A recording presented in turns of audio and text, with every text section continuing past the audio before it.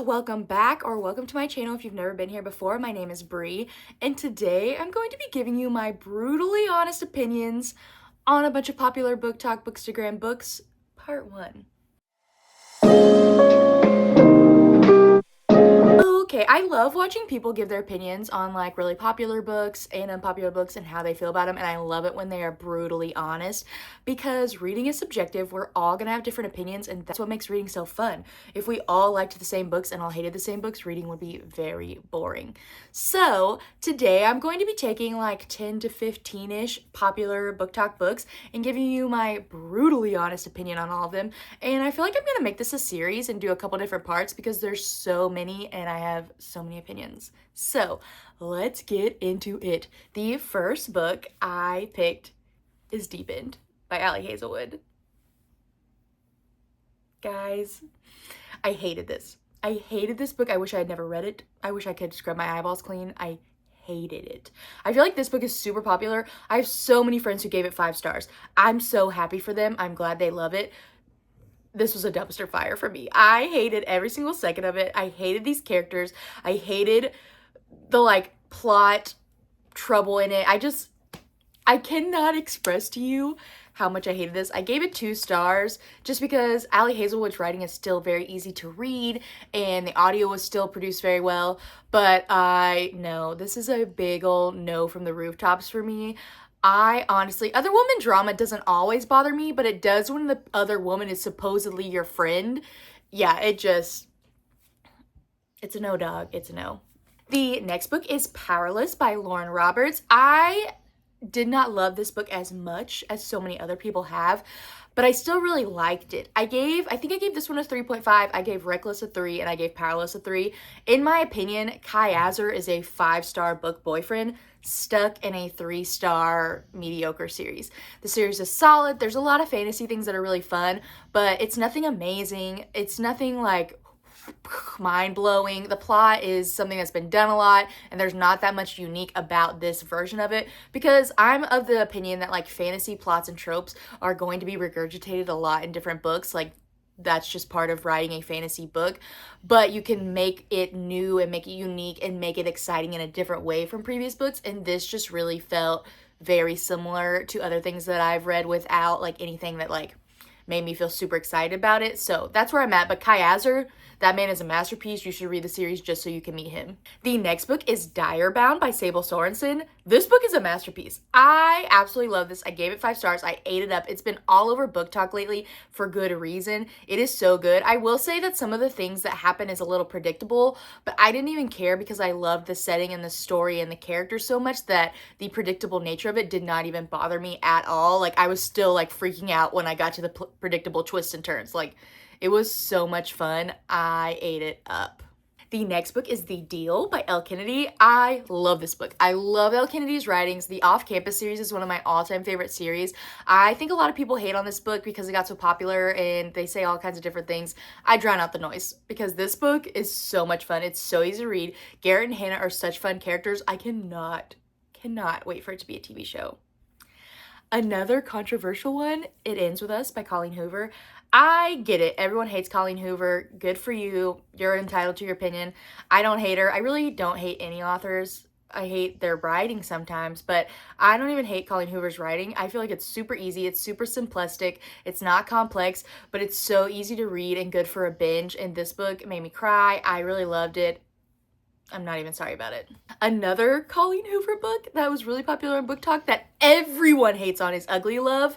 This may be my favorite Colleen Hoover book ever. I love this book. I love these characters. I love this story. I thought it was emotional. I thought it was easy to read. I thought it was super bingeable. I love it, guys. I'm not even sorry for it. Next, we have The 7 Husbands of Evelyn Hugo. I really like this. I did not love it as much as other people. I also feel like it didn't really make me cry. I felt for these characters and I loved the story and the way it was told, but people were over here like sobbing on Book Talk and I didn't really get that from that. Like the big reveal twist thing that happened, I was like, oh my gosh, but I wasn't sobbing. But it's still really good. I couldn't do a popular Book Talk, Bookstagram, Books, Brutally Honest Opinion video without talking about Sarah J. Maas. A lot of people say she's overhyped. A lot of people say she's a terrible person. I think you're all dumb. I think she is amazing. I think she's a phenomenal writer. I think that her books are masterpieces. I love her. I will never stop loving her. I love her books. Throne of Glass is one of the best written fantasy series I've ever read in my entire life. It is so good. It is a masterclass on plot development and story development. If you don't love it, that's fine, but I think you're crazy because this book, 10 out of 10. ACOTAR series, again, I absolutely loved it. I loved every single book. A Court of Silver Flames, obviously, my baby, my favorite. But every single book in there was amazing. Then you get to Crescent City. This series is phenomenal. I love the way she made it in like a modern setting. I thought it was so unique, so just like forward in the genre and like amazing, so much fun. I love Bryson Hunt's story. The first book is like a murder mystery fantasy, and I thought that was so different than so many other fantasy books on the market, and I absolutely loved it. One of my all-time favorite fantasy books. Next, we have The Spanish Love Deception. I gave this 5 stars. Personally, this is my favorite Elena Armas book. The other ones I didn't love as much, but this one I really loved. I think Aaron Blackford is so underrated as a book boyfriend. This is such a fun time. Then we have Six of Crows by Leigh Bardugo. I love this book. I love a YA fantasy book. This is like a heist, and all the characters are developed so well, and the found family is phenomenal. Then we have From Blood and Ash. I'm going to preface this by saying I've read every book except for the newest book in this series. The first 3-4 books, really, really good. Solid fantasy, romantasy, so much fun. The first 2 books of the prequel series, A Shadow in the Ember, phenomenal masterpieces. And then from there we went downhill. We've totally lost the plot. I have no idea what's going on. I think that there's so many books now and there's not really a point to them, and I just don't even have the energy to pick up the newest one. I'll read it eventually, but homegirl has lost it. Like, where we're going with this story and the points and plots that have taken place and the winding path doesn't even feel connected anymore to me. Like, yeah, it's a no for me, dog. But the beginning, it's almost worth it just to read like the first 4 books in the main series and the first 2 books in the prequel series, and then you don't have to read the rest of them, in my opinion. Fourth Wing. Don't come for me, guys. I liked Fourth Wing. It was a solid fantasy book. I am not obsessed with it as people that I know are that gave it 5 stars. I gave it 4 stars. It was still really good. I do not think it's as good as Throne of Glass. I do not think it is as good as ACOTAR. And that's what I was like promised. And to me, it just didn't live up to the hype that way. But I still really liked it. Then we get to Iron Flame. And it was a little bit of a mess. I felt like there were so many things happening, and some of it was really rushed in my opinion, when it should have been slowly developed instead of just going to it and then having to backtrack, because then I was bored and I was like, why are we doing this if we're just going to undo everything we've done? And I just felt like a lot of the plot felt disjointed in this book, and the ending really frustrated me. So I gave it 3.5 stars.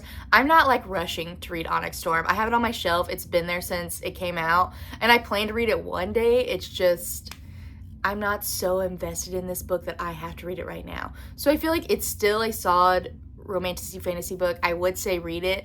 I just am not a creator that's just like obsessed with it, which is very unpopular, and people come at me about that all the time. But you're not going to change my mind.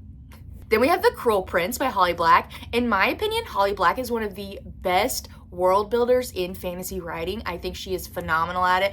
I love this series. It is YA, and it is enemies to lovers. It's one of the truest enemies to lovers I've ever read. But that's not the main focus of the book, and I think that that's where it gets a lot of hate. Like, people go in expecting it to be so romance heavy, and it's not. It is way more political intrigue, scheming, masterminding, war, all these things. And so the enemies to lovers plot is like underneath the surface. So if you're going in for romance, you're not going to enjoy it. But if you want that on the side to all the other parts of it, you will, and it is so fun. This world is just so cool. Then we have People We Meet on Vacation by Emily Henry. This is my least favorite Emily Henry book ever. I think I only gave it like 2.5 stars. I was not a fan. I thought Poppy was so annoying. She made me want to gouge out my eyeballs. Alex was okay. I just did not connect to them as individuals or a couple. It just overall was a miss for me. It was actually the first Emily Henry book I read, and I was not going to read any more of her books. And then I picked up Beach Read, and I was like, okay, actually, this one is so much better. So I will say, if you've read one Emily Henry book and you didn't like it, pick up some of her others, because you never know what will fit. This book is like some of my friends' all-time favorite books, so it just definitely was not for me at all. Then we have The Love Hypothesis from Allie Hazelwood. The first book that I had in this video was Deep In, which I hated, but The Love Hypothesis was my first book by Allie Hazelwood and my favorite book by her, and I've been chasing the feeling this book gave me ever since, because none of her other books have lived up to it, in my opinion. Like, this book was so good, so fun. I loved the fake dating, I loved the science, I loved everything about it, and I feel like the rest of the books have, like, copied some of these tropes and just not done it as well. Because this book was a 5-star masterpiece, and the rest, they're just kind of there. The next book is Den of Vipers, and this is a no. Do not read this. Do not pick it up. Do not listen to someone who tells you to read this or pick it up. Stop being their friend. Because this book is absolute garbage. I can't even talk about it more because I hate it that much. It's just a no. Then we have Binding 13. Overall, I really, really enjoy the Boys of Tommen series. I am not crying about it on the internet like some of these people are. And it's good. I do say that one of my biggest problems with this series was that it was marketed as YA in America, which has changed, thank goodness, because there's no way a YA person should be reading this book. This is definitely adult. It deals with very heavy, very dark themes, and it has a lot of smut in it, which I do not think should be in YA books. That's the other thing. I feel like some of these characters are so young and they're talking about all these topics like they're 30 and 40, and it just takes me out of the story. So when I tend to read it, I just imagine them as like in college and in their mid-adulthood, and it makes me enjoy the book more because in the newest book, like, literally Huey was 9 discussing bipolar disorder like he was a 40-year-old man who had a PhD in it, and it was driving me crazy because it just felt so unrealistic. But I still really enjoy different books. Taming 7 is my favorite, but it's, like, I like it. It's good. If you can handle darker themes and more intense themes, you should read it, but I don't think that it is the best book ever written, and that's where I stand with it. And my final one for part 1 is Archer's Voice by Mia Sheridan. This is one of my all-time favorite romance books, period. It is so good. I love Archer Hale with my entire heart and soul. This book, I just recommend it to anyone who wants a romance, but also wants a little bit of meat to it. I love the way Bree and Archer's relationship developed, and just everything about this book worked for me. Also, at one point, my jaw was literally on the floor, and she totally got me. 10 out of 10 recommend.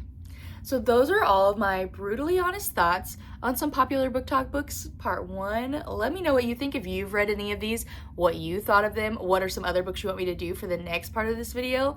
Don't forget to like, comment, subscribe, and I'll see you guys soon.